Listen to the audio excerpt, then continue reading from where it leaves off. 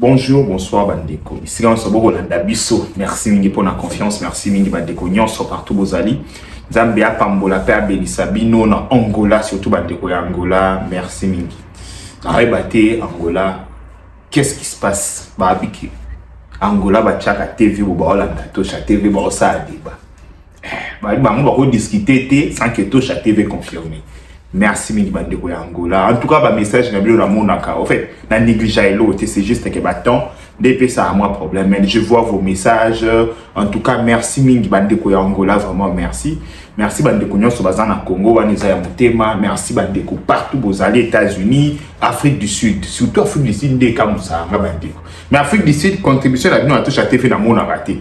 Bandeko Angola basangana ka baseri moko, basali linga cotisation ba bindeko tosha.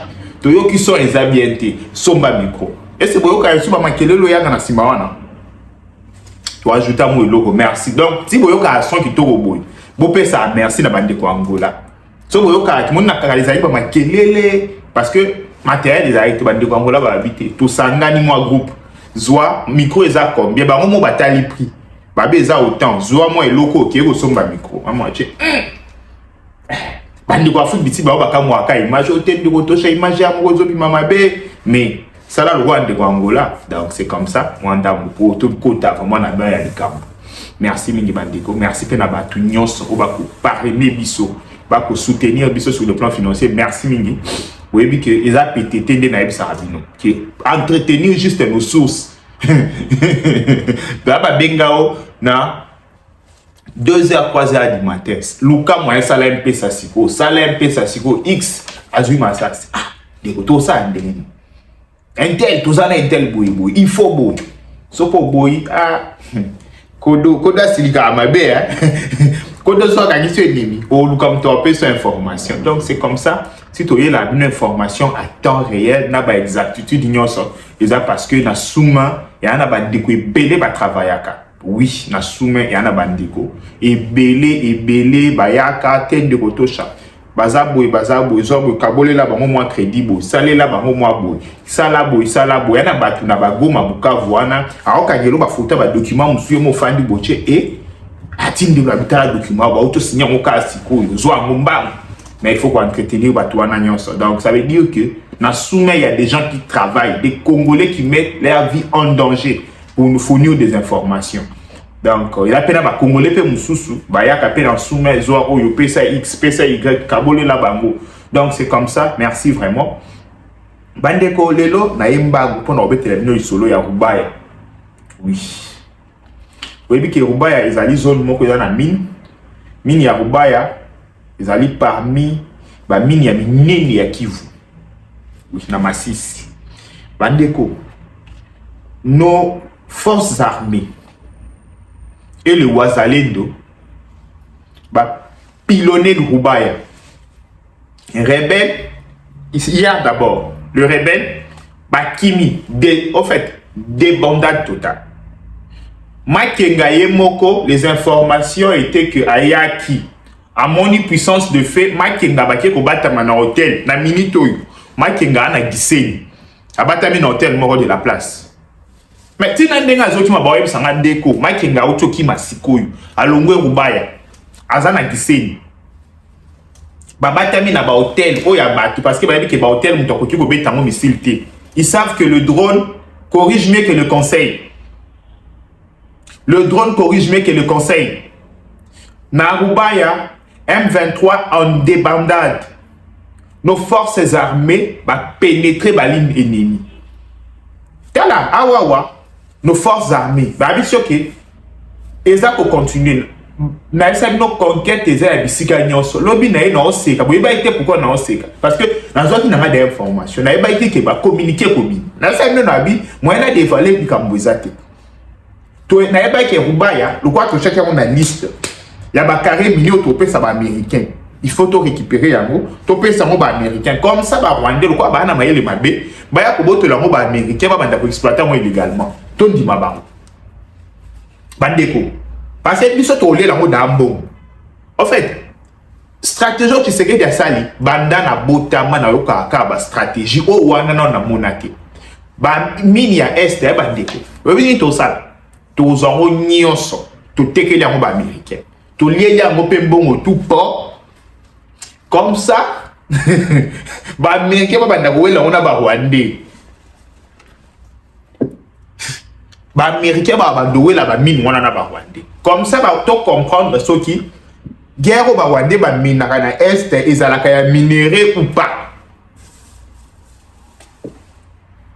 total. Là, je peux aller plus loin. Pourquoi pas côté que la taba russe forêt oyani ba benga ngoni parc à Virunga ba parc wana nyoso côté que la mo taba russe ba mo ba jiraka yango comme ça na mona soki ba rwandais guerre ba mo ba yaka ko miner za la rapport na minéré toté. Vous voyez bandeko to ya ko banga esili na yoki mutalobi non de kotosha mabena bino ezaka que au mona boyebo annoncer rubaya kitoko eloko tel kitoko to komi na suka boyebo ki o retrait stratégique ba rebelle bazongeli ndeko makambu ya retrait stratégique et c'est si là boyo kango lisusu depuis Ibu unité Ibu ekoti en marche bandeko unité Ibu bon fait na comprendre bo comprendre que il mambo unité Ibu oyo hein ce qui na journée tu raté ba wenge ba wande tu raté ba mon journée même tout aux hommes tala na image tala monana ozo mona non na espino bondoke koti makambo yo bondoke zawa muto otamwa na nyoka munene bona kingo yo kanisa obanga nani obanga obwe bondoke za na makambo yo bondoke koti bandeko na esi bino que temps ya retrait stratégique et sili en fait congolais lo bana courage en fait to perdaki tellement confiance na armée na biso ça se comprend parce que et salamaki a descend pour na congolais à perdre confiance na armée na yi congolais à perdre confiance na nation na yi jeune congolais à perdre confiance na yi moko mutu mais aujourd'hui moi je vous dis que bateau ba ko construire nation na biso za biso moko. Tozongela na nous confiance na biso moko étant des Congolais défendons notre patrie. Total na misu toyebisa na ba vérité. Tokende liboso. Pandeko, les Rwandais se sont foutus de nos guerres pendant 30 ans. Pendant des années, na ce que ba mona biso le quoi bizengi moko boye ba sans esprit. Et il y a des Congolais faibles comme ça ba kota na Jewana. Pour eux, le Rwanda est intouchable. Personne ne peut gagner le Rwanda. Personne ne peut percer les lignes rwandais. Moi, je vous dis que jeunesse wana, ou ya biso, tout signé bateau. Koba mate. Deko, koba, on a tout pour tout gagner. Mais je vous ai toujours dit que le ministre Mouyaya, à un moment, je me suis toujours dit, ou soit c'est le Saint-Esprit qui parle en lui, il a dit quelque chose. Oui, tout en a monté. Allo biboui. Qu'il pleuve ou qu'il neige, cette guerre, nous allons la gagner. Bandeko, bitumba oyo, e mata, e kita, toko gagner yango. Toko bunda na conviction. Yango monique. Ba pesanga, ba pesate, ba futanga, ba futate, na bunda na conviction personnelle parce que na yebi que moni bitumbo est tellement juste que toko gagner amour. Je vois des gens moni ba nomination bimi, ba to ba communicaka, ba to ba bundaka, bani ba nomi ba ngote bande ko naza bien na musala na ngana sala na vie. Mutu nyonso te face à la entreprise à l'état. Mettez ça dans vos têtes. Tout est fausse à l'entreprise à l'État, jeune Congolais, quand tu viens te battre pour ton pays, Koyana nous pose la poste tété, viens d'abord pour te battre. Tout est comment il faut ça dans l'entreprise à l'État, il y a plus d'argent dans le privé que dans l'État. Croyez-moi, mais quand ça la carte pour entreprendre bien, on gagne plus que dans l'État. Je vous dis, c'est le pouvoir des 18 ans qui nous a fait croire que pour bayemba yo pose à la mystique, il faut ça à kana musala l'état. Mbongo ya mingi na privé. To bunda boka na biso comme bien. Bandeko, je vous dis mbongo eza plus na privé. Dans des pays comme les États-Unis d'Amérique, travail à l'état, eza mal payé. C'est le privé qui paye bien. To bunda peto comme ça Congo na biso ke lobby na pas fait moi je vais plus investir dans le maïs, transformation à maïs. Botika kosomba farine na Zambie, bo banda kosomba farine n'est pas nanga. C'est ce que je suis en train de faire comme projet en ce moment. Je me dis que dans ça la plantation nanga maïs boy, na kosomba pe ba artisanaux, na transformer na sali à mort, na chamo na ba mise en sac. Na bandi koteka to kati achat ya maïs na Zambie, bo kosomba maïs nanga. To kati kosomba maïs libanda, bo kosomba yanga. Bande on a 8 milliardaires ate. Alors mais to bunda kasi to sala banzela to bunda moyen ni to na mema ba moulin to bunda moyen ni na sala po ba maïs na nge panzana partout non yo zo bunda bako misa o DG entreprise yo zo bunda bako miso mandataire à l'état yo zo bunda président paye ça au $10,000 non projet dans la tête je vous dis bandeko. Son éminence, Monseigneur chez le lobby à l'Obaki. On bien l'homme de l'intelligence artificielle. Oui, parce qu'il y a un plus loin. À l'Obaki, on va dire qu'il y a une intelligence artificielle. On a moi solaire. Bon, il y a comme ça, on a de l'eau.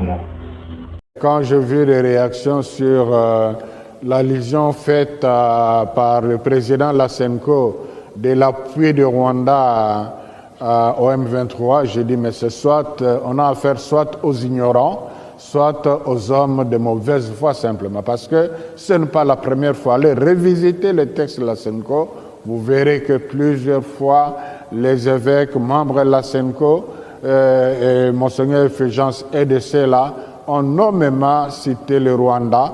Et je crois que dans une des communications, j'ai même informé l'opinion sur le plaidoyer que nous avons fait sur le plan international là-dessus. Je dirais d'ailleurs, nous sommes la première église qui publiquement a pris cette posture-là. Donc, il faut être de mauvaise foi pour prétendre que c'est la première fois. Non, il s'agit plutôt d'une évolution pastorale. On a condamné plusieurs fois et on a constaté que le résultat attendu n'était pas là. Il fallait faire autre chose, et autre chose, c'est justement l'initiative Pacte social. Donc, ce n'est pas qu'on s'est tué, mais on est dans une autre démarche pour pouvoir donner la chance à ces dialogues, à ces consensus national. On a pris cette posture pastorale, donc il s'agit d'une stratégie pastorale et non de régner ce qu'on a toujours dit. Boyoki Monseigneur Choli abi ako condamné ako kamwa ndenge nini batu bako s'attaquer na ndeko Muteba que Muteba a ça on appelle ça comment que Muteba a condamné Rwanda pour la première fois ils ont kamusaye to condamné déjà. Bandeko, je vous dis et je vous rappelle makambo yo soto zui ba moté na moi Moulile Roloba, Nicolo Peroloba. Bino bon changement moi bo été zo ça na narratif. Même mais ça les makambo. Bo remarquer changement té. Bo remarquer changement toté. Sur le terrain bandeko. Le M23 azana débandade. Ba oya naé petit à petit et sûrement. Et je vous dis, la fois passée je vous ai dit que si comme au mois de mars tous en apporte à Bukavu. Croyez-moi que calcul n'a pas de comment qui est ma B parce que je vous dis que ma cabo est na rapidité moko sokiem 23 baza sagité. Il y a qu'on se retirer qu'on se cantonner facilement. Na kimia nyonso. Bako abandonner munitions. Bako abandonner munitions. Mais ici, j'appelle le peuple congolais na résilience. Peuple congolais qu'on les mis à pression TI. Kolobate le roi Ibo Aza sur le terrain, le roi Bondoke Koti Makambu. Parce que Bondoke c'est Koti. Le roi Bondoke Koti Makambu. Bolo bake, non, tolembi, toti cannabiso, iboisa musala, non, soutenons notre armée. Soutenons notre président de la République. Bandeko, vous ne savez pas pourquoi je vous dis toujours, je vous demande de soutenir notre président. Il a tellement besoin de notre soutien à un niveau que Biso Batou, Tope Saï Makasa Keliboso. Oui, parce que à Ozwa décision, il faut attendre, est-ce que décision à Ozwa, Bateau va soutenir nga. Faut que l'accès papa, avancer lui, toi Nassimana. Et je vous dis 80% de la population congolaise, Banasima président, Bolanda Batono vidéo ça makele l'été, la majorité silencieuse Ali. La majorité ba Congolais ba fandi kimia wana. Batiki ba bi papa, salamo. Ba fandi kimia. Bolanda te ba tono vidéo, tu vas voir des tonneaux vides en train de parler matin midi soir. Chilombo, ce sont des tonneaux vides. Je vous dis, la majorité des Congolais soutient le président de la République. Et je vous demande, Bandeko, continuez à soutenir le président. Il s'est sacrifié pour la guerre. Il s'est sacrifié. Je vous dis, moi je soutiens le président de la République. Pourquoi? Parce que c'est quelqu'un qui a sacrifié mandat naïe. Oh, il y a pas de fan d'appel Kimia.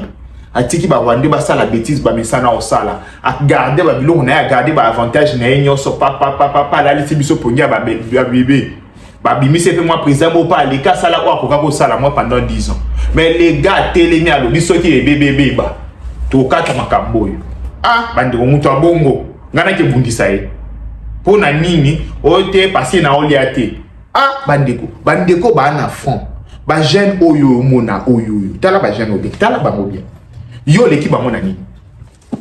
Dis-moi, parce que le but que non, pour nga na bunde la mboka, il faut pas foutre nga. Pour nga na bunde la mboka, on doit me donner beaucoup d'argent. Il faut pas payer ça na poste. Bana o baola la libanda matin midi soir, c'est jeune homme. Bana o ya batu. Bana ba papa maman le quoi yo.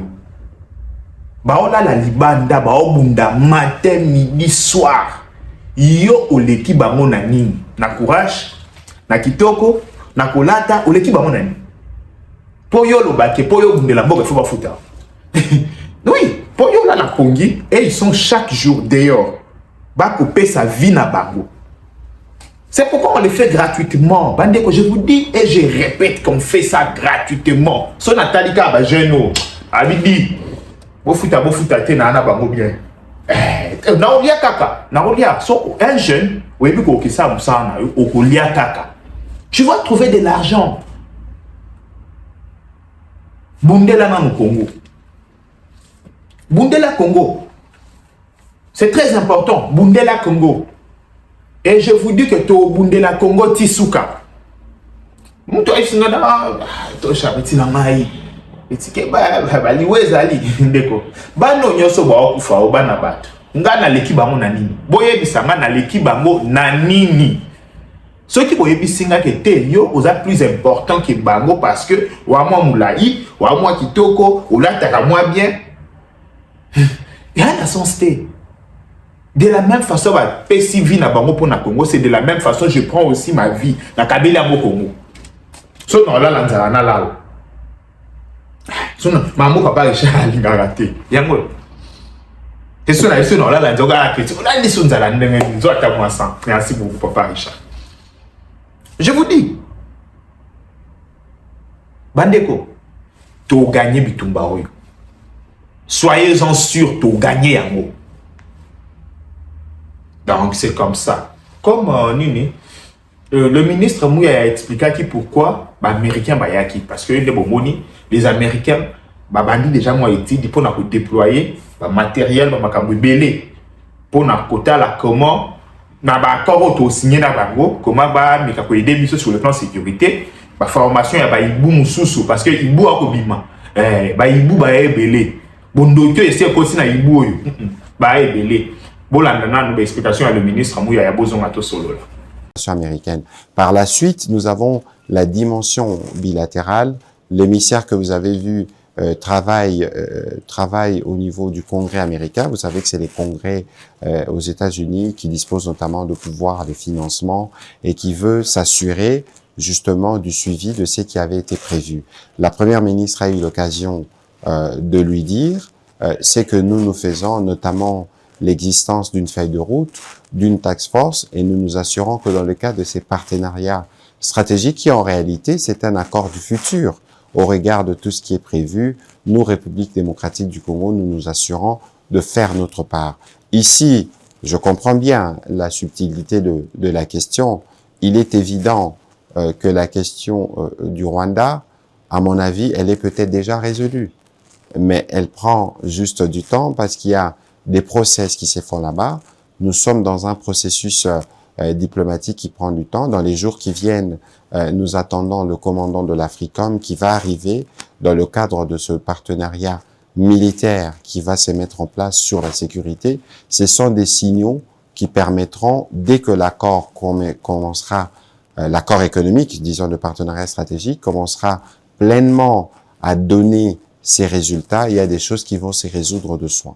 De toute évidence, ici, la République démocratique du Congo a été, j'ai envie de dire, rétablie dans son rôle de pays solution. Nous étions aux États-Unis pour le sommet des Critical Minerals. Les Rwandais n'étaient pas invités parce que c'est pas des activités de vol et des recels qui vous donnent droit à la table lorsqu'il faut décider de l'avenir. Les protocoles qui a été réservé au président de la République, que ce soit au niveau du Congrès ou ailleurs où nous avons été, l'a été de manière particulière, parce que les honneurs que le président de la République a reçus au Congrès, récemment, il n'y a aucun chef d'État qui n'avait été reçu avec un tel protocole. C'est illustratif justement de ce que cette relation entre la République démocratique du Congo et les États-Unis représente pour le gouvernement américain, et la venue de cet émissaire spécifiquement qu'en République démocratique du Congo et pas de l'autre côté est illustratif justement de cette volonté de l'administration à la fois américaine ou du Congrès américain de s'assurer que tout est mis en place pour que ces partenariats puissent donner les résultats qui sont escomptés. Merci beaucoup Bolandi. En tout cas, commentaire des athées. On a aussi un Congolais sur résilience, Congolais sur place aux alliés. Jeunes surtout, comprendre que toi, on a le même développement et un cannabis et dépendre de ma cambo. Oui, au lieu comme un milliardaire, il y a un Bouddha, aussi ça n'a pas de guerre. Sauf aussi si guerre, le total ici au développement. C'est simple. Nous sommes dépendre de ma cambo. Donc on doit se battre comme des hommes.